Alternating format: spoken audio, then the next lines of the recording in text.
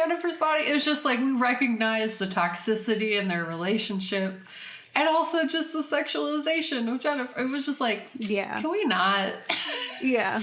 I get it, but also, ow. Stop it. I'm going to do a lot of comparing of this film to the Japanese horror film Tag, because I felt like similarly where it was like we're trying to like critique the male gaze in this lens, but we're also contributing to it. So at what point are we actually doing that critique, like, and not just furthering that narrative out there? So I'm gonna like bring that up because there's also like the queer tension in that as well. So there's a bit of that. And then next week we're talking about Ginger Snaps. So I have some connections there too, because both of those films are really like girls, right?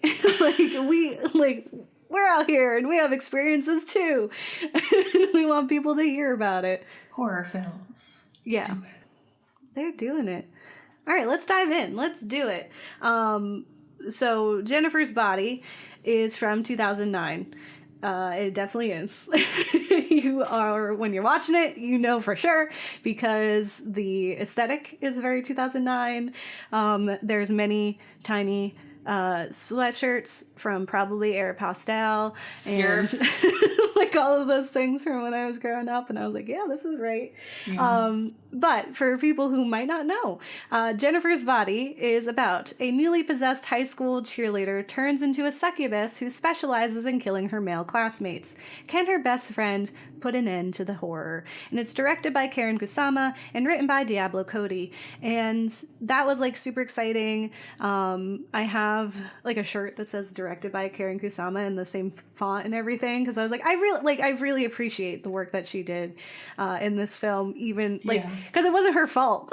Like all the things that got taken out in the male gaze of like the trailers and the marketing and even some of the shots, like a lot of things were pulled back, and it was because of the studio, not because of Karen. Like she wanted to be way harder about it. And I think if someone gave her money right now, she could remake Jennifer's Body into something even cooler. Ooh, I think that should happen. Yes. Give more options for Karen Kusama. So I wanted to start with the fact that the first two films in our Monstrous Femme series are these underrated classics that really deserve a critical eye second viewing to appreciate. Like I'm speaking from my own experience, but I've talked to other people, or I've watched, like in next week I'll talk about this one YouTube channel found that had the same feeling, where they were like, when I first watched it, I was like, okay, I get it. And then you watch it again and you're like, oh, I get it.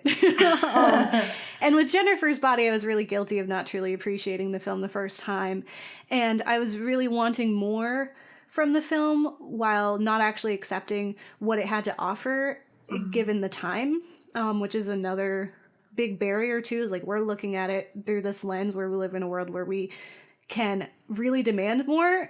and it really means something to say, like, this was 2009 and they were saying things that it took a long time for other people to appreciate. And so I wanted to give it a rewatch because everyone loved it, and I think I found what I was missing and have grown to appreciate it. If we have time, I do have a plot question that I think is a whole, but we'll get to it. But I'm just like, that doesn't add up. But let me dive into Jennifer's Body a little deeper. So one, hell is a teenage girl. That's what we hear from Needy right out the gate, and I feel that. I felt like hell was my teenage girl time, and still all the time. But Jennifer's Body follows the story of two sandbox friends, Jennifer, the hot, popular boy magnet, played by Megan Fox, and her unlikely regular girl bestie, Needy, played by Amanda Seyfried. Needy and Jennifer have an unconventional friendship, given that they seemingly operate in different social circles. I say seemingly because they don't spend a lot of time at school. This is not Mean Girls. They're there, but they're not there. Like, I think we see them in class once, and like, I think when they report that like someone died, and she's just like, oh, he ate it. Like, the fact that this man died. So funny. There's some pretty genuine like lines in there. I'm like, okay, this is great. Jennifer is a cheerleader and she drags reluctantly Needy along to her social gatherings, including a world-changing concert taking place in their small town's only bar. Many things happen in that faithful night, and there's a lot of lying about virginity. There's baby Chris Pratt acting like a douche, not a surprise. Adrian Brody is hot as ever, frontlining a terrible indie band named Low Shoulder, a fire that takes out the entire bar and most of the patrons, and the death of Jennifer. Spoilers. She's... I just told you she becomes a succubus. It's not a surprise. Yeah. You see, this super cool underground band that Jennifer is such a big fan of doesn't want to be so underground anymore. So Low Shoulder has sought to make a pact with a demon, and what is fame really worth? Surely one lowly small-town virgin is small change for indie band notoriety.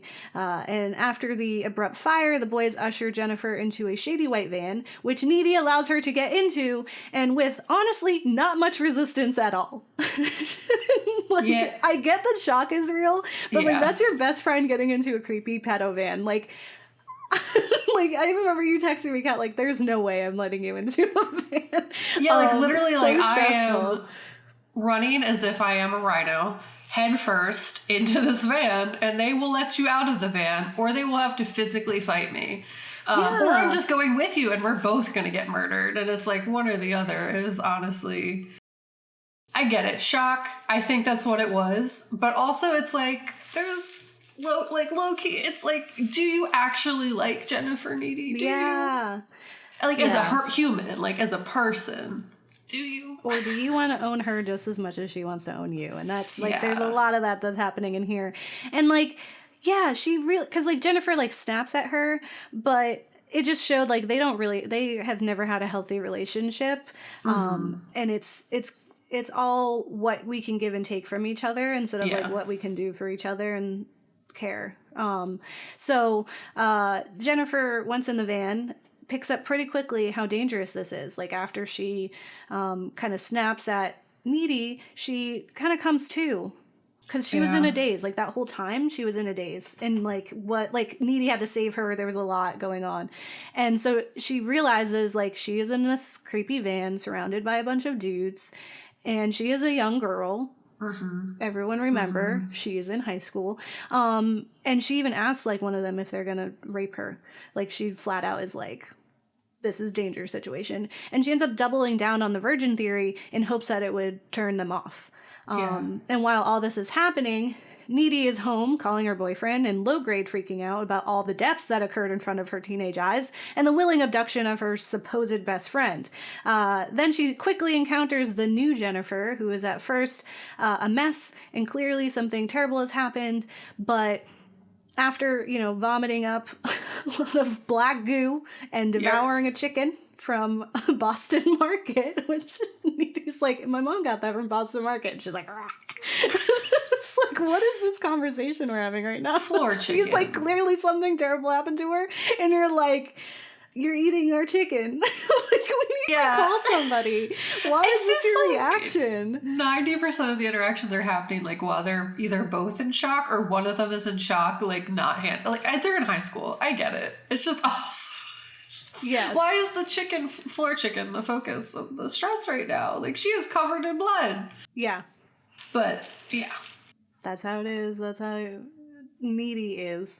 But then the next day, we see that Jennifer snaps back rather quickly. And she arrives at school the next day even hotter than before. And who knew that was even possible? She's just really cool now. And on top of that, she's evil. And not high school girl evil, as Needy would say, but demon evil. The sacrifice backfired because Jennifer isn't and hasn't been a virgin since middle school, thus turning her into a boy-devouring succubus.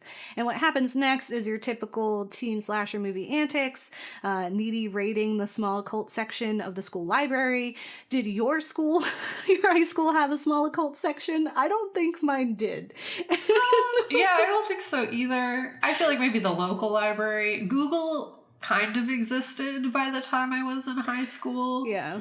So I feel if anything, Google would have been the route, but yeah, I don't know. she was in the library and they had it, and they had succubus content, so that's It's a movie, interesting. so Of course, there's always the research phase. There's gruesome, gory deaths, there's teen sex, prom fatalities, and a lot of queer undertones, which is what you get with teen slashers, like all the time. So let's talk about whether or not Jennifer's Body is feminist, because that was the crux of our conversation the first time we talked about it, and it is something that people address often, and that they feel it is very feminist and that it's underrated in that way. I think that Jennifer is an interesting character, and I wish we spent more time with her than Needy, quite honestly. Her traumatic response to what happened to her isn't to get revenge on the band boys who did this to her, but rather to attack the ideology that got her into the mess in the first place. Jennifer has only ever been what other people saw her as. Hot and available, easy even. It's easy to forget that she's a teenager until certain moments snap you back to reality, like when they're at the bar and she remarks that she can't wait until they can drink because they're not allowed. Because they are children. So she is a child and she hasn't figured out how the world works yet. All she knows is how the world has treated her, and she does what she needs to survive. And so far that has meant being available in exactly what they want from her, which is why she uses her sexuality as a tool like that, because that's all the value that any of people in society have given her. Right? So when she attacks the boys, it's not about them, but about the patriarchal society they are benefiting from, even unknowingly. And I appreciate it in this story. Like, the reason why I feel that way is because Cody didn't write these boys as terrible. Like, it's very easy to make them evil or bad or abusive, to validate her killing them.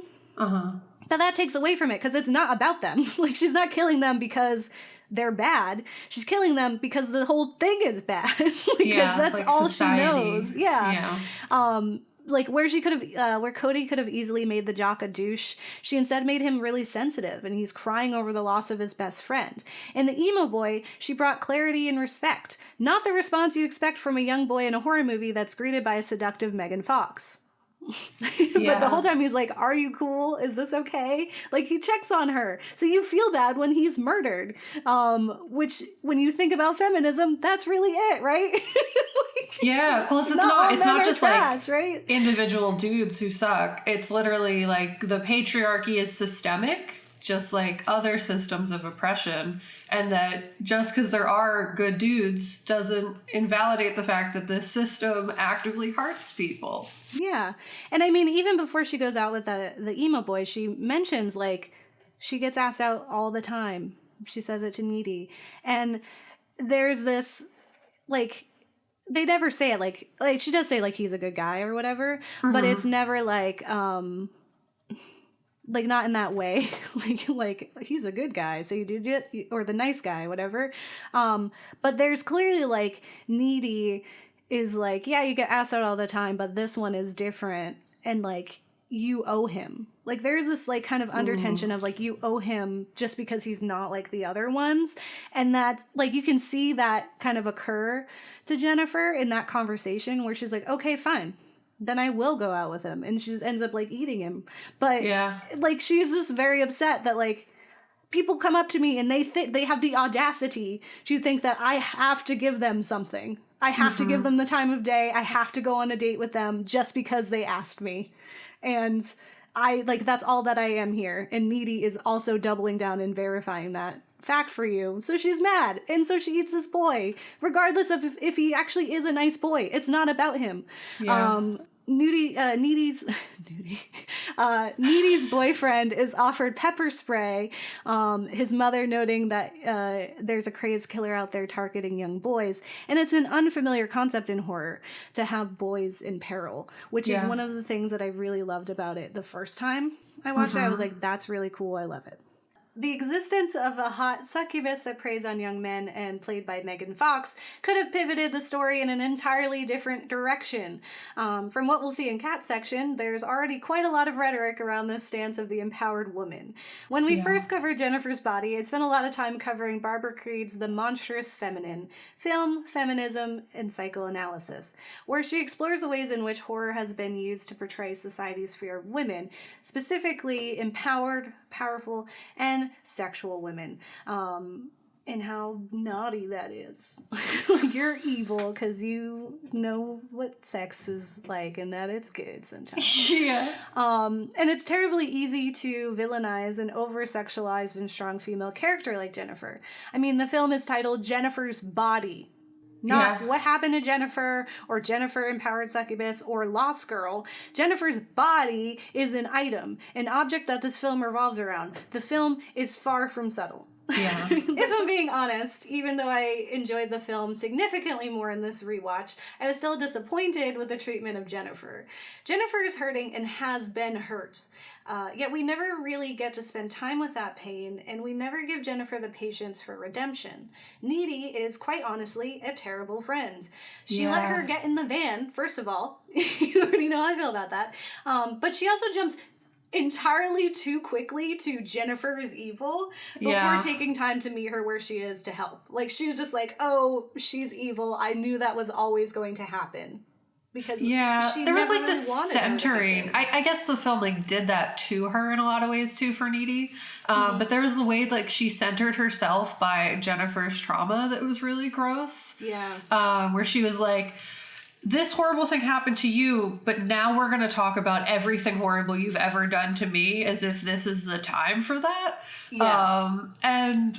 It just made it all like Jennifer had this horrific thing happen to her. And instead of being like, I'm worried about Jennifer because of actually caring about her, it was very much like, I am really worried about how this specifically impacts me, and am only sad about it in that context. It's like, how does this influence my direct life, and do I actually care about Jennifer? Like, it really just didn't seem, it felt like, just like everybody else, like we kind of like led to, is that like she was just as much wanting to own Jennifer as anybody else, saw her as an idea of a person instead of an actual person. And like, it was sad because like, who else did she have? Really, no one. She didn't have any other friends who were kind to her. No. And I agree. I mean, maybe the film did that intentionally so that you really took that away, but I don't know. We're always like, did they? Yeah, and I agree, because I think she definitely saw Jennifer as a commodity, because it was like, she's cooler than me, and I benefit just from being her special person, and like I need to remain her special person just because I need to stay with her. And I think it was super toxic. I think Needy is a terrible friend. And I think for all the overt queerness in this film, it was really missing love, like downright. There isn't any of that. And like, Jennifer is not a great friend, and I am by no means like defending her abusive, manipulative, and controlling behavior. Like, there's a point where she like physically like pushes Needy in an aggressive way that's just not cool. But again, they're both like children. But I don't really see this as like really being the time, like similar to what you said, Kat, for Needy to realize that and just say, well, she's always been the worst, so F her. Like, this is the time when we're gonna do that. Like, you had a lot of time to decide that, and this is there was so much opportunity for you to have a problem with the situation. You have been friends since elementary school. Sandbox friends. Like, you have been friends for this entire time. There are instances where anything could have been mentioned before now. And I agree. I think Jennifer has a lot of problems as well. And like, no one is taking the time to even kind of recognize her for who she actually is, or even set boundaries with her in like a healthy way. So it's definitely both sides, but it's sad either way. No one's like telling her that she's more than that, and that she deserves more than that, and so that's all she's ever done. And that's because people like, it's the same way how the Adrian Brody's character sees her, and he assumes that she's a virgin because she was so obvious about her sexuality that he's like, oh, you do that to like overcompensate and you're like, she's definitely a virgin. It's like that for like her entire life though, is like everyone's like, oh, she is okay because she has everything that anyone perceives would be of worth. She's pretty, so she can't be sad. Yeah. yeah. She's pretty, so she can't be sad. Yeah. She's popular, so she can't be sad. It's like, popular for what, though? It's also like the incel, a whole argument is like, women get all this stuff because they're hot and they can get free stuff. And it's like, free stuff, but also equal pay would be cool. And rights, maybe? Yeah. I don't know. But, you know, having boobs, awesome. Love it. Great. Totally. I can flirt slightly with this person and maybe get a free coffee.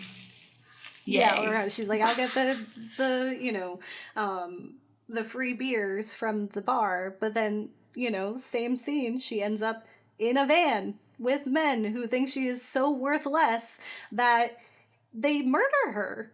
Yeah, and they sing while they do it. Like, yeah. Like, she means so little to everyone in this film. It's absurd. And I think at the end of the day, I will always want more from this film. But again, considering when it was made and the poor initial reception, I think it was an amazing start and a truly unique and important film to the horror genre because of that. Like, I think it is an impactful point in horror history because it exists. And my asking for more is from this lens of someone who sees other things. Right? Like, I think we need, like, and we're 2022, you know, like, it's a different time period. There was not a platform for this as much. Yeah. It was when it first came out, and no one saw it. And sadly, it was underappreciated for far too long. So I am really happy to see that it is getting the recognition it deserves, because the film was marketed for a male audience, despite protests from Kusama. Like I said, it reveled in the male gaze. The trailer and other marketing material focused heavily on Fox's hotness, such as her naked swim in the lake or her hot kiss with Needy. And it was used to grab an audience that had no business being there. Like, it had a bad reception because it was attracting men, and it was a film which wasn't the audience for the film. And they were like, what is this? This is stupid. Like, it was as if they like changed the marketing for like Mean Girls and tried to target dudes. Everyone would be like, no, that's not, everyone knows what this film is for. And I think that's why it was really, you know, underappreciated, because it wasn't being seen by the people it was about. Which brings me to the second part of my analysis, which is that Jennifer's body is hella queer. Yep. In this relook, I get it. So I'm really kicking myself for being an absolute idiot my first watch through and missing so much of the queer undertones and overtones, because like I said, it is not subtle in the least. And again, I think it really was I just really don't like them together. And so I was just like, I saw the abuse and the toxicity in their relationship more than I ever saw any like genuine care. And it doesn't make it any less queer that she's a problematic interest. Like, it still is. Like, Needy still lusted and had feelings for Jennifer, and it's still queer. It's just that also queer people can be toxic. Like, who knew, right? So I still don't love the kiss with Needy and Jennifer, and I do feel the existence of it in so much of the marketing materials only subtracts from its true intention, but it's honestly really hard not to see the connection and tension between the two when you're looking for it and when you're like not being a brat like I was the first time. And Cody doesn't hold back. She's incredibly on the nose about it, and one of my favorite lines is when Needy says, "I thought you only murder boys," and Jennifer replies, "I go both ways." And it's like, okay. It's super cheesy, but I love it every time. I'm like, what a great line in a horror film about like a woman killer. Like, it's so good. Also, yay for bi representation. Like, we never get that.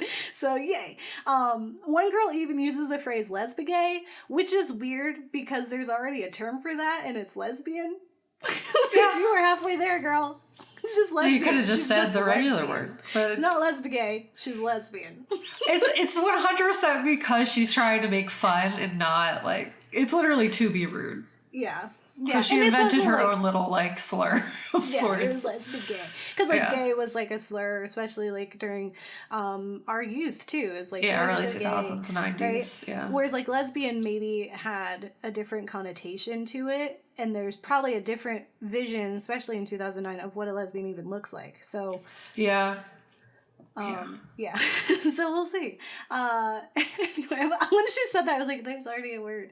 Yeah, you could have just said the regular one. But alright, whatever. Yeah.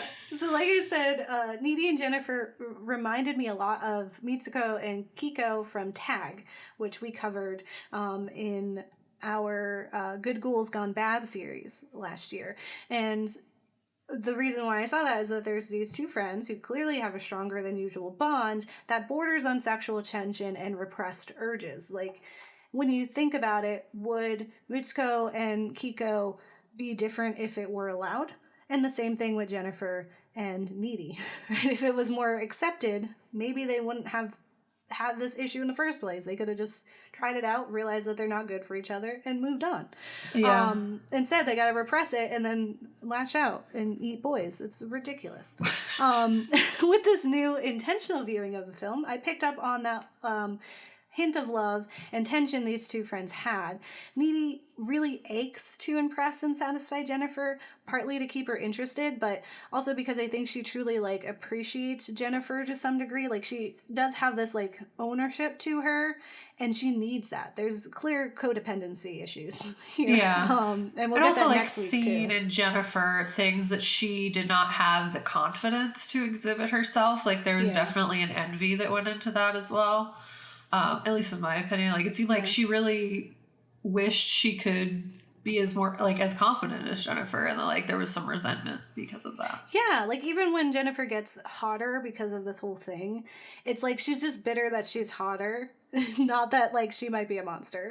She's just like, and can you believe it? She's even hotter than before. And so I think she really embraced like, I'm the quirky, normal girl, because she can't be.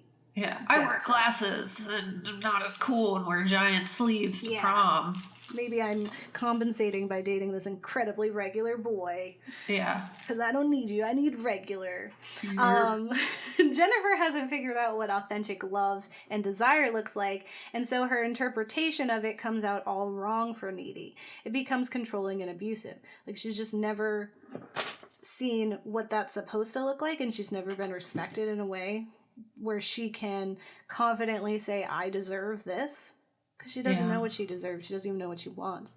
And so then it comes out as like lashing, because she just needs to keep her, and she doesn't know how to do that. Yeah. And just as we found a queer appreciation from viewers in Tag, when the intended audience discovered this film, they felt seen. In an article on Bus titled How Jennifer's Body Smashed Its Way Through the Male Gaze and Into Queer Feminist Cult Status by Holland Thigpen, they say, Megan Fox revealed herself to the New York Post that she's had countless girls thank her for helping them explore their sexuality, saying, I can't tell you how many girls from 30 down into their teens, or F that, my age too, come up to me and are like, I realized I was gay because of you, or I felt comfortable coming out because of you, because of Jennifer's body.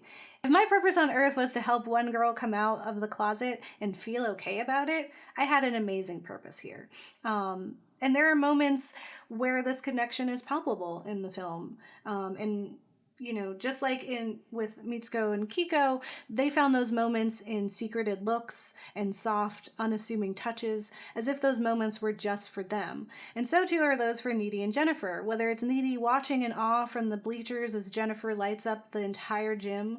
On the surface, it's painted as a, yep, that's my best friend Jennifer, she's hot and I'm not, what an unconventional friendship. And in fact, the dialogue would lead you to such a conclusion, but those of us who are really looking, that is a stolen moment. Later, in the bar, Needy is watching Jennifer while Jennifer watches the band. And in each of Jennifer's teasing, snide remarks is a playful facade. This is not a one-sided love or affection, right? This is just the way that Jennifer communicates affection. We all do that differently. I'm one of those people who are like, I make fun of you, and that's how I show you I care. It's a problem, but it happens. When they eventually get to that scene, the makeout, it starts awkward and unsure. It comes after an incredibly vulnerable moment for Jennifer, who is trying to get the one person she trusts and cares about to know what she's going through. And it's interesting, for all of that power and confidence that Jennifer had in controlling those boys, she's not entirely sure what to do with Needy. all she knows is that she wants to keep her, and that this is how you do that. You use your body. That's the only way she's ever been able to obtain anything. And it could have easily been just like an immediate hot makeout, like the Natalie Portman Mila Kunis scene in Black Swan. But this scene instead is borderline innocent until it's not. It involves into a hot connection, the repressed tension letting loose. And it's not until Needy snaps out of it that we get the real fallout between the girls, because this was this like moment that they were building up to, and to have it and in such a unhealthy way is really triggering. The ending features my favorite girl fight ever, with this bickering that's too personal and can only come from a lifelong friendship. It's sassy and charming, and it brought out parts of the characters I wish had always been there, including so many of my favorite lines. It's comedy that I was missing the entire time.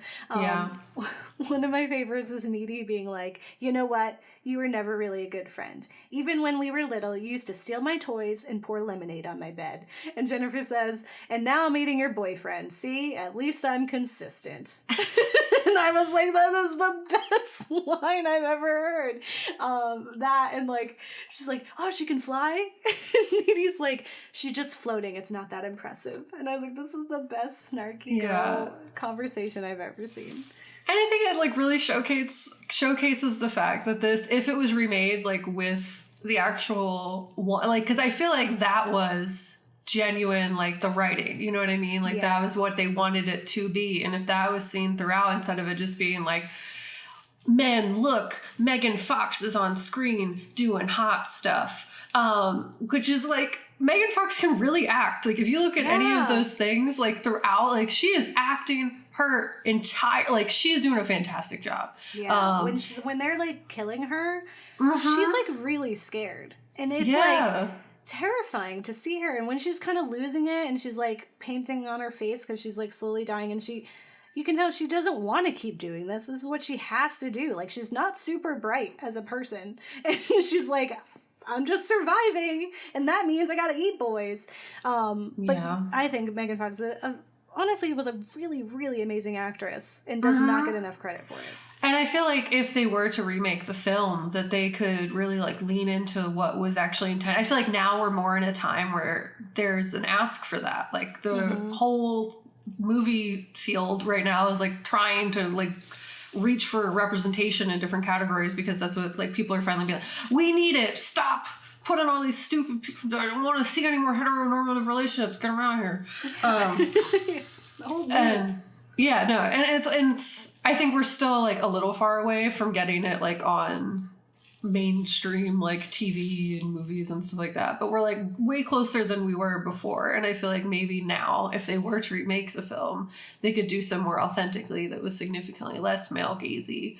And then also just like, I feel like they could like even enhance their relationship more, maybe get more of like Jennifer's background and like what made her just even like her this point of view. Like, give her the like autonomy like for the story and for her body and for the whole thing, and not this commodification of her. I think that would have been really cool and solid.